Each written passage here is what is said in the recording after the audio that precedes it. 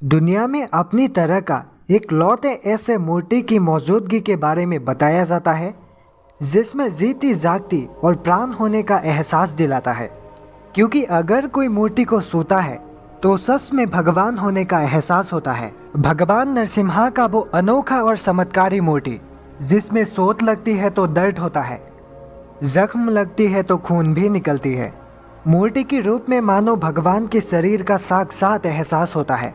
वैसे मूर्ति कोई भी हो वो अक्सर सख्त होता है क्योंकि वो किसी धातु या पत्थर या मिट्टी से बनी होती है, लेकिन नरसिम्हा की वो मूर्ति मुलायम है, बिल्कुल किसी इंसानी शरीर की तरह।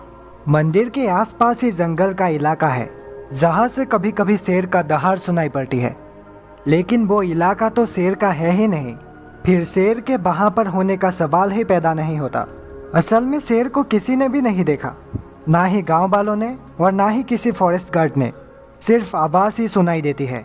इसलिए इसे भी नरसिम्हा भगवान की मौजूदगी से जोड़ी जाती है। कहते हैं मंदिर जिस गांव में है, पहले कभी गांव में अपने आप ही आग लग जाती थी। लोग बेहद परेशान थे। बाद में पता चला कि उस वक्त वो मंदिर उग्र रूप में थी। उन्हीं की तेज की वजह से कभी भी गांव में आग लग जाती थी। वैसे नरसिम्हा से जुड़ी मान्यताएं तो कई सारी है, लेकिन कहा जाता है कि हिरण्यकश्यप का वध करने के बाद वो बहुत गुस्से में थे। सभी ने मनाने की कोशिश की, लेकिन उनका गुस्सा शांत नहीं हुआ।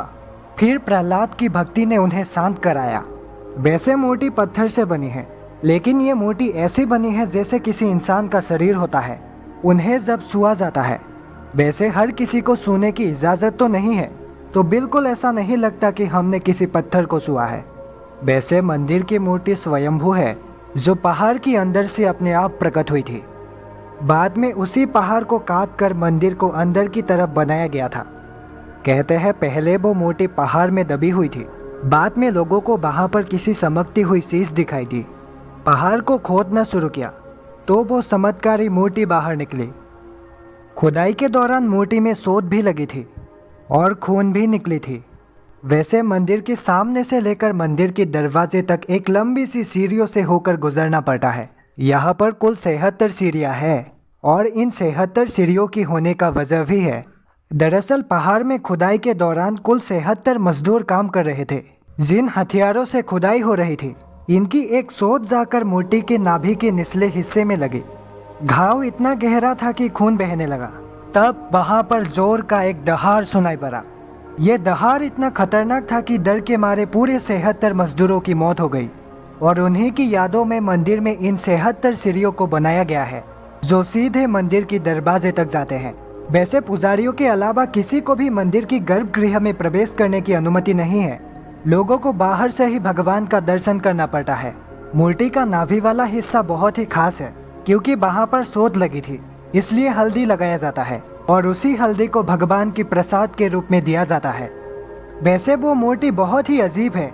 देखने में तो मूर्ति पत्थर जैसी लगती है, लेकिन मूर्ति का वो रंग हर कहीं पर देखे नहीं जा सकते। लेकिन कोई मूर्ति इतने मुलायम कैसे हो सकते हैं? जो मुलायम हो वो पत्थर तो नहीं हो सकता, और लाल रंग का हर लिक्विड खून भी नहीं हो सकता।